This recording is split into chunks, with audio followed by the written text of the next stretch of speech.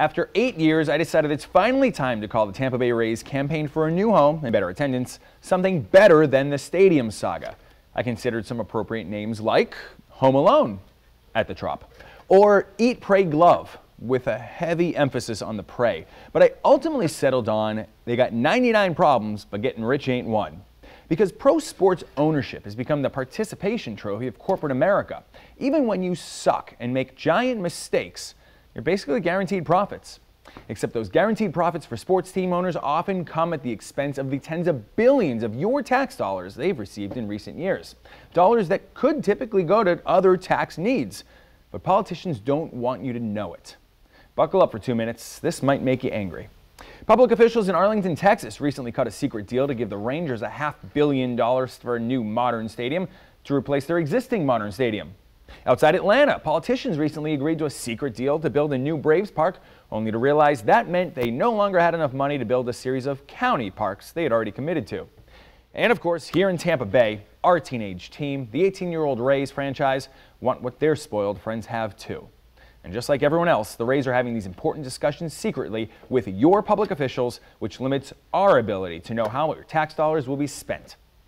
I know, the Rays have a raw deal at Tropicana Field. The lighting stinks, we can't open the roof those few nice days each spring where we aren't actually dripping sweat from our nether regions.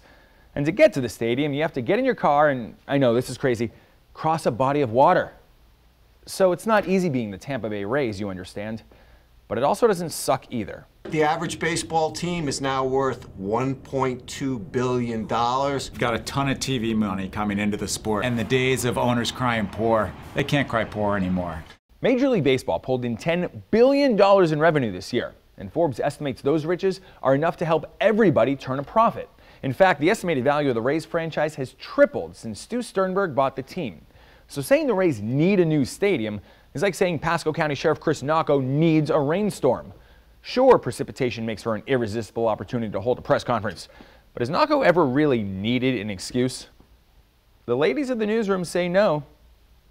Now, to the Rays' credit, Sternberg has indicated he'd chip in a good chunk of change to get a stadium built, but he's also suggested taxpayers should do the same, although neither he nor the team's president will say how much or when we can expect to find out. What will the team do to make sure this doesn't become a Miami Marlins situation where we spend years of looking for tax dollars?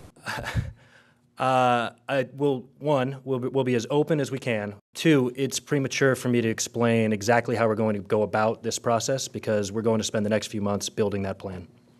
That was 24 months ago, and apparently it's still premature because discussions about a new stadium are still being conducted secretly. See, if we wanted to pitch in money to a secretive local business, the Church of Scientology is right down the street. But the religion of pro sports isn't that much different. We get so swept up in the spirit of it all, we fail to ask some legitimate questions, and our elected officials are the worst offenders. Right now, they're holding secret behind closed-door meetings, they're repeating bogus economic impact claims, and at least one Hillsborough Commissioner Ken Hagan has flip-flopped on promises not to spend public money on new stadiums.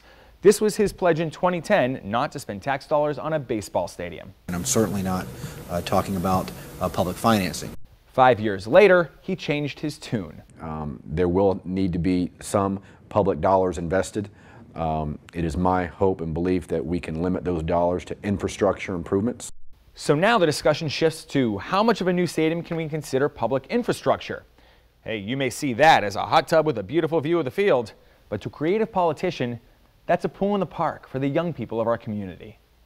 And just like we've seen in Atlanta and Texas, our local leaders are choosing to mislead us about the other things possible money for a stadium could go toward. Our best guess for the public cost of a new Rays stadium is somewhere in the $200 to $300 million range, which would be enough to fix all of Tampa's ridiculous flooding problems. Or enough for the mayor to buy a pair of his signature green pants for every single voter in Florida. Which he might actually do because he's still got dreams of being governor.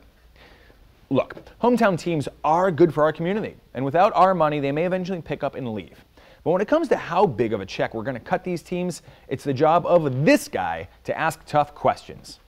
Politicians, it's your job too. If you want to spend tax dollars on a new Rays stadium, just make sure you can explain the return on investment. Because it's unacceptable to simply say the Rays need the cash. They may have 99 problems, but getting rich ain't one.